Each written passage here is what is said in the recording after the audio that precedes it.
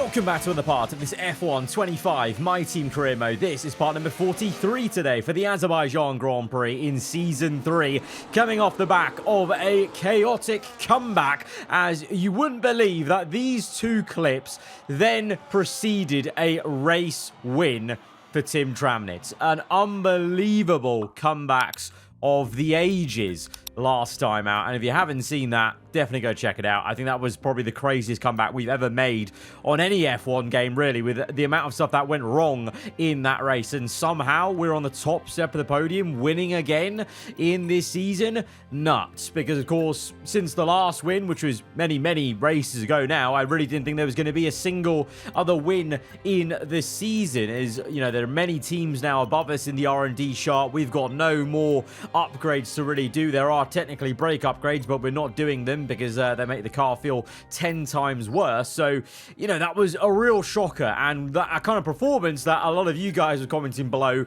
maybe solidifies Tim Tramnitz's place in history here in this alternate F1 universe of ours as the to-be world champion for this season. But there's still plenty of races to go, still plenty of points on offer, and maybe still development to be had, because this is the R&D chart then. This is what it was like into Italy. Look at that massive improvement from Audi, actually, for the first time ever in the series, but also Aston Martin closing the gap. And going into Baku, I think Aston have closed even more because they look even closer to us on this vehicle comparison, which is more up to date than the actual R&D chart, which lags behind by a race. But we've still got all those other teams ahead of us, and of course it was going well for McLaren and Leclerc until his engine failure in Monza. So I do really think there are going to be 4 teams threatening us ahead of us in performance, and then Aston are knocking on the door right behind us. But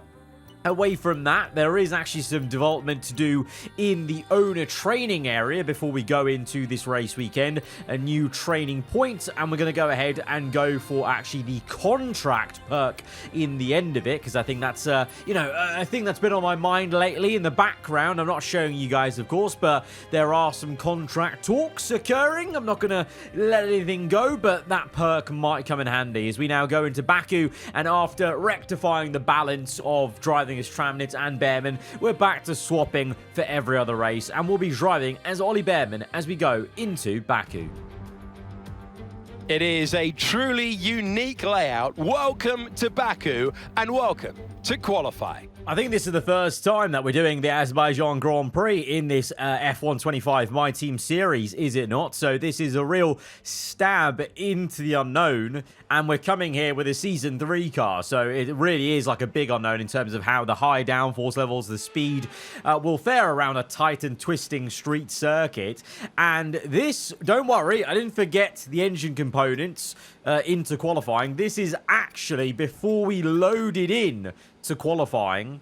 I have to point out, I decided to take a full row of penalties for Behrman and fresh components. We did this with Tramnitz because we were forced to at Monza, because I mistakenly forgot to switch over components after practice. But this was actually, as you can tell by the menu, this is actually before we load into the session itself for qualifying. We've done practice, and I actively chose that, yeah, we should take a fresh set, because I was just looking at the component wear levels, especially the ICE, the 2 ones in green there. They're both 43, I think 41%, so they'll be quite worn out in the next races. And looking at what we've got, Brazil, Qatar, Las Vegas, maybe Las Vegas would be a good one, but I think Baku, long back straight onto the main straight. I think you can make overtakes here. I'm assuming you can, because in previous F1 games you have been able to. Obviously, first time playing it on F1 25 in the series, so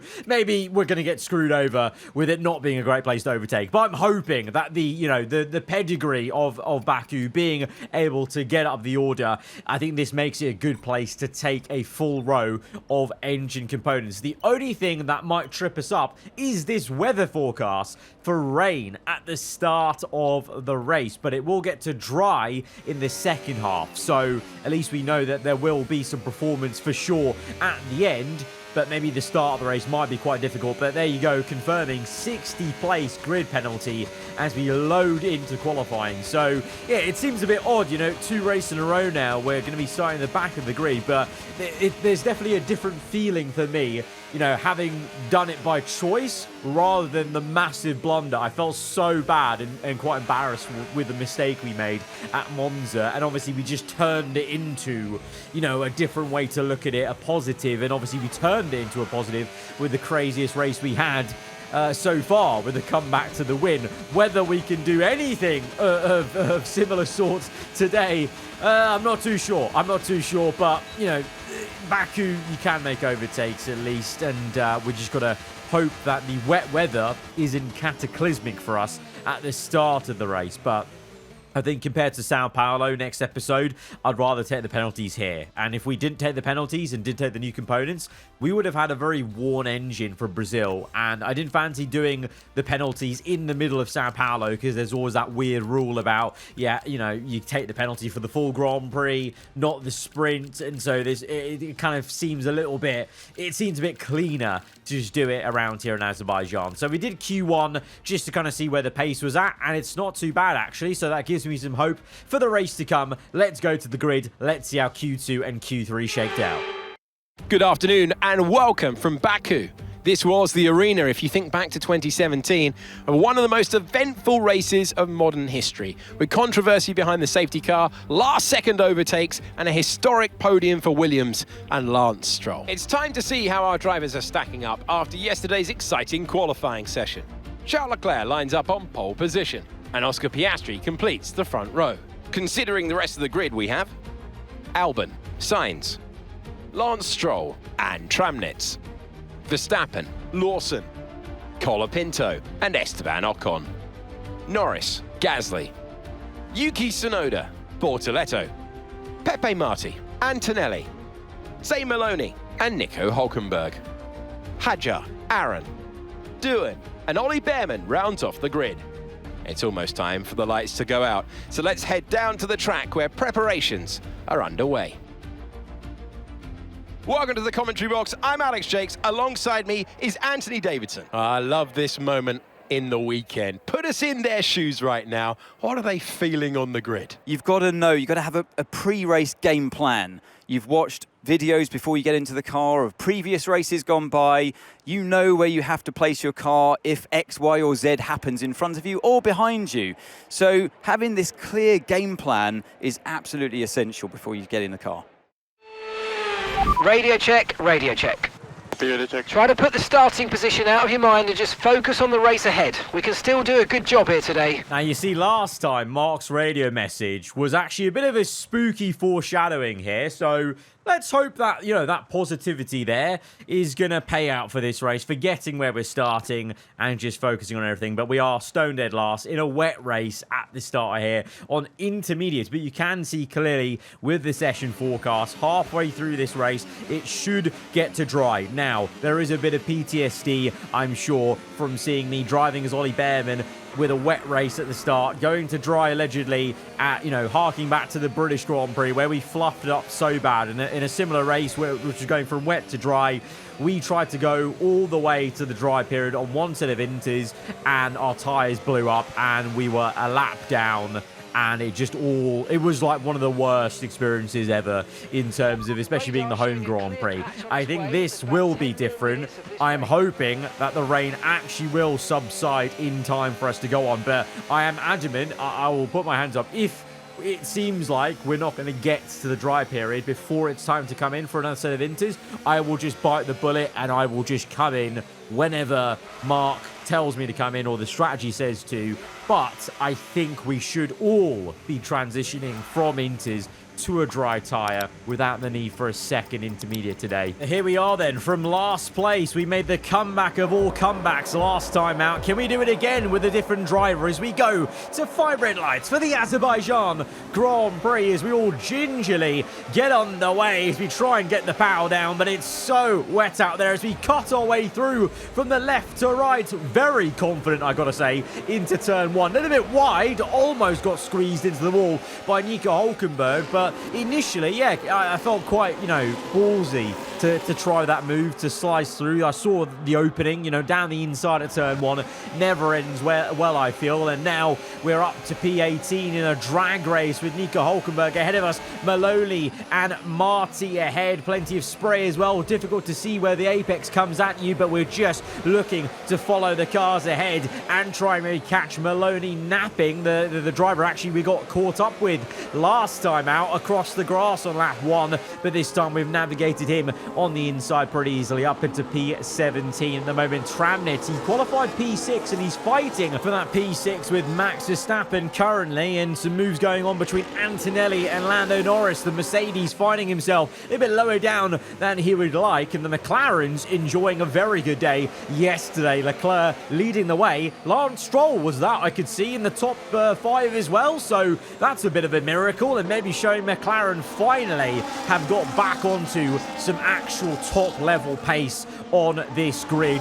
Took them long enough, as we are now all over the back of Marty in the Haas, looking for the opening and just the confidence to get down the inside. It's a very, very close stuff. A little bit of contact even, as you know, 2 doesn't really go into 1 at that corner. Someone needs to let up. Marty was really refusing to, so a little bit of elbows out, and we've made it work and squeezed through into 16th place as Verstappen gets Tramnitz for P6. I can see on the timing ladder Ocon ahead of Colapinto. You know, Ocon still struggling though for out-and-out pace compared to his teammate Albon in the top 3, and currently Piastri is the lead Red Bull Ford in 2nd place as we now make the move on the 2nd Audi of the day up into P15. So we're making, you know, pretty okay progress. I think, you know, lap 2 up, you know, 7 positions. I'll take that. I'll take that in a wet race. Remember, in the context of the AI being very good in these conditions, I think we've done very well, and actually the car's working pretty well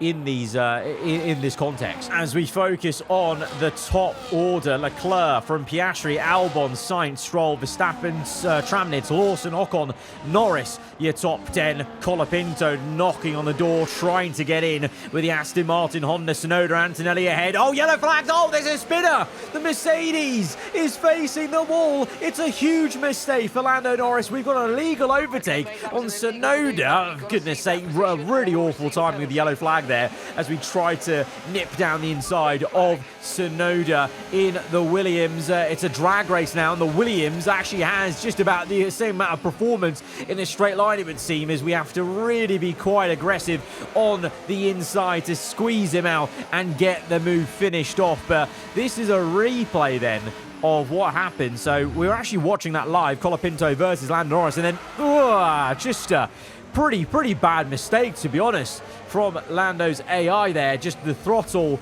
on the exit of turn 1, spinning up the rears, and the Merc faces the wall. So bad there in the office for the Brit in the silver arrows, as it's purple for Charles Leclerc. It's a great day so far for the McLaren team, but Verstappen has some pace there, coming back at him with a purple of his own as we look to pass Kimi Antonelli, Ollie Behrman's former Formula 2 teammates, very good mates in real life. Can we overtake Antonelli? Doing quite well in the Haas to be P12, trying to vie for the position for P11 ahead of Pierre Gasly, but we get Antonelli at the first time of asking at the inside of turn 1. But the problem is here around Baku, always quite frustrating, is the second DRS zone here then, or the first one of the new lap, is now for the car behind. So you can make a move quite easily on the main straight and then set yourself up for failure straight away, as Antonelli is back down the inside. And so this is going to be a bit of a longer fight with Behrman's former teammate as we get back down the inside, the two of us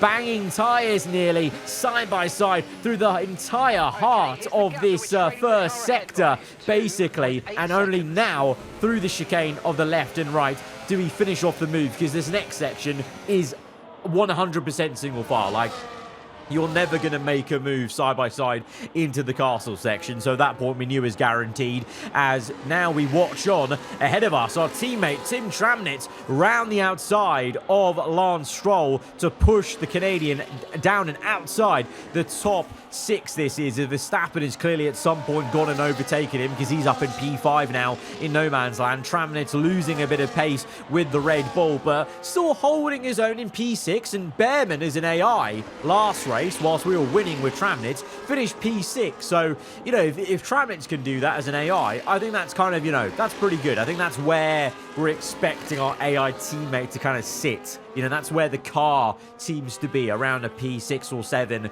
just on the car's performance, the AI teammate. And obviously, as a player, I'm hoping that I can make that difference and try and improve on that, as we very much did in Monza. That was a bit of a special case, though. And right now, we're just trying to come back through to even match our teammate for P6, as we're still quite a way away. P12 at the moment. It's still not a perfect situation, but I don't think we've got cause to move on to a different tyre yet. But that is maybe music to my ears. Mark radioing in about it not being a perfect situation, but that means it is towards the crossover period. The fact he can't decide means we're definitely going to the hard tyre, I would say, before we get to another set of inters. And I say hard tyre because we've only done 9 laps. There's been so much going on, but there's only been 9 laps. We've still got 2/3 of this race to go, and it will be in dry conditions, I think, as we close up to Big Gasly. It looks bone dry, and I think it's time to come in. So I'm going to make the call. It's a bit of a ballsy call, but I'm so confident that it is time for the dry tyre. There is literally no spray, there's no puddles anywhere, and the fact Mark was confused or kind of not sure about the crossover, I think is a first indication that I think if we went earlier, if we went now, I think we'd be okay. I think it wouldn't be a Silverstone situation where it was still so wet, even though it looked dry. I think this is a bit of a different situation. At least I'm hoping so. This might just blow up my face. Let's see. Let's see. As we come out in P21, but hoping to get an undercut going. And now, teammate in the pits. There you go. There you go. On the very next lap, Tramnitz is coming in. And so we are on the right tyre. It's a purple middle sector, overtaking Hulkenberg with ease from so far back. We're on the right tyre. It's time for dries as we cut to coming across the line for lap 11, and we're up to P10, and we have jumped Gasly now and undercut him significantly and made an inroads on catching up to the next car is Lance Stroll. So we might be seeing the McLaren for the first time in this race later on. And then ahead of him is Lawson, not too far away. I can see, oh, yellow flags. Look at the minimap. Stroll spun it. Stroll's had a mistake there. And all of a sudden, at the end of lap 11, we're right up his chuff. So purple, but the McLaren makes some mistakes. That's 2 different AI mistakes, just showing how difficult things are and how well of a job we have been doing to keep things going in the right direction. We've had our fair share of opposite locks, I must say, in the intermediate period, but now that we're in dry, the car is feeling much more at home. I am feeling much more at home, but Stroll will repass us there, such as the speed that DRS gives you, but also the stubbornness of the Canadian, is we're actually turning this into a real scrap of the ages. If we try and go for the switchback, now down to the inside, and the Canadian will just not give up the position. And you know what? The McLaren now actually might be just that good that even Lance Stroll's AI can give me a good fight, as it takes all the way to the mid part of the next lap to get the move done before the castle section. So yeah, I think it's safe to say that McLaren is actually fully here now and has arrived as a top car as we now catch up to Lawson 3 laps later. Lap 15, the Aston Martin Honda may be close to us in performance, but we've still got that little bit of an edge here, and we have got the bit between our teeth to try and recover as many positions as we can. If we were to get Lawson and then by the end of the race catch up to Ocon, I would call that a job well done, recovering to P7, considering that I think Tramnitz is in P6 just ahead. So we could be 6-7. That would be, you know, I think a very, very good job done for us today from the last place with the intermediate period. But looks like Verstappen's P5, so Tramnitz is even further up the road. So has Tim jumped Verstappen in the pits at some point? I think he must have then, as we've made quick work of Lawson. He will come back at us though, a la Antonelli earlier on in the race with the DRS open, but it's going to be a case of, look, we just defend the inside.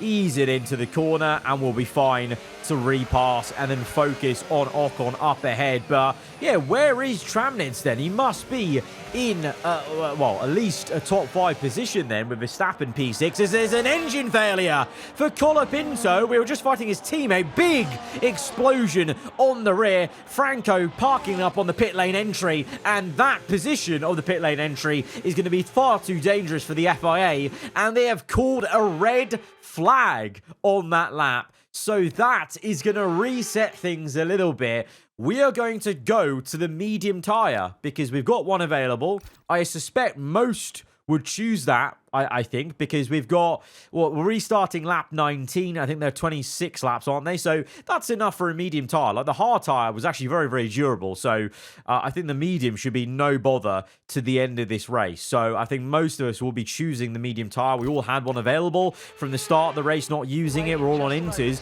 But to my surprise, as we go to 5 red lights for the second time here in Baku, lights out, and we're underway. All of us are not on the medium tyre. It's a very slow getaway for Max Verstappen as we get down the inside of Ocon nearly. A little bit of contact there and a bit sheepish in the cockpit because it was very, very close with the Ferrari. A little bit of wincing there, I can't lie. But let's talk about the tyre choices. Medium for me, medium for Ocon. The rest of them on the hard tyres. What is going on with that choice? Is Tramnitz now is under pressure, and we've actually made the move. It's a bit awkward, to be honest, because Tramnitz clearly did not want to give up that position, but we're on the quicker tyre. Like, there's no point in him holding us up. What has gone on with these tyre choices? So me and Ocon, we're in a very good position. Piastri as well on the medium, but I think ahead of him, the car, I think the Mercedes, maybe not on the hard tyre. Yeah, no, it's Albon, sorry. Albon on the hard tyre. So, yeah, so a few of us on mediums, and surely will be the quicker cars compared to the hard tyre runners. With only 5 laps to go, it seems odd they've gone for hard, as there's a 3-car battle going on between the 2 Ferraris and Oscar Piastri, who is in the wall. The Australian into the wall, and it's the second red flag of the race. Great, well, that's a turn for the books. 2 red flags in a matter of a couple of laps, and that is really shaking up this Azerbaijan Grand Prix. And oh, it's a pretty bad lockup from Piastri, and I don't think the Ferraris were involved there. I thought maybe the Ferraris hit him into the wall, but I think it was just a full-on lock-up mistake from Piastri. Yeah, the 2 Ferraris nearly touch each other, but they didn't make any contact with Piastri, so that was all on his own accord. So second red flag of the day. Now it's a sprint race to the end, so absolutely time to choose the soft tyre, and I'm sure this time everyone will be on... Wow, okay, not everyone on soft, some people on mediums. Very, very odd choices as we go to lights out for the 3rd time here in Baku. All of a sudden, from P4 as we make the move on Ocon off the 5 red lights. It's been an excellent getaway, and we're watching the fight for first place. What is going on? We nearly undercut on the left-hand side. Leclerc and Sainz were trying to get involved. We are trying to get involved with a first place fight from last place again, as Sainz gives us no room to work with. Leclerc remains in first for the McLaren, and Sainz remains in second. We tried our hardest, but we just couldn't get involved there. Could we keep up with the pace with the Merc, with the McLaren? It doesn't seem like it. Lap 24 on to 25, the second last lap. Leclerc setting purples, and although we are in DRS with Sainz, I just can't get close enough to him in sectors 2 and 3. Like, we're kind of bridging the gap back up to him on the main straight, but we just couldn't keep up the pace with him in the second sector consistently. And so we're going to have to settle down. I say settle down for P3 from last place. We've done it again. It's not a race win, but how have we done it again? We've finessed this again from last place to the podium with Ollie Behrman, but it's going to be Charles Leclerc. Remember, the reigning world champion. He's finally gonna get back to winning ways and win his first race in a McLaren. Sainz in second, we're in third. It was a fantastic 5 red lights on that second red flag restart that solidified the podium. This 3rd place, getting Ocon Unbelievable. Unbelievable last two races there. And we've chosen wisely then. Perfect races to take those extra, engine components, the penalties, and still make the most of it. Back-to-back podiums, first and second. Absolutely beautiful. What a drive! What a driver! Charles Leclerc takes the victory. A great display of dominance today by this driver. They led from lights out to the flag at the end, led every lap of the race. Brilliant stuff by them, and excited to see what more they can do in future races. Now it is time to start the celebrations as we welcome our top three. And there can only be one on the top step. Today, his name is Charles Leclerc. Tim finishes up in P7, but it's not all bad. He had such a big gap after the win in Monza. It's all fine. His gap is still looking unbelievable in the Drivers' Championship. And in terms of the Constructors, even though, we got the second, but Tramley's down in P7, the way Ferrari finished, we actually outscored them by, I think, 1 point. So the gap is still 56 points. With how many? Like 4 races to go. Obviously, 2 of those races, I think, being sprint ones. So there's plenty of points on offer. And it's not a foregone conclusion. But I don't know. Let me know in the comments below. I feel like at this point, I think I'm safe in saying it kind of feels like we're getting one hand on the trophy for the drivers and the constructors, which is an amazing place to be considering there has always been a lot of anxiety about how good the cars around us are now compared to the first part of the season where we're winning 5 in a row. Guys, if you have enjoyed this one, another insane comeback drive, then be sure to hit the like button. Let me know what you thought in the comments below. And if you're around here, then do get subscribed for weekly Formula 1 content. I'll see you guys next time. Goodbye.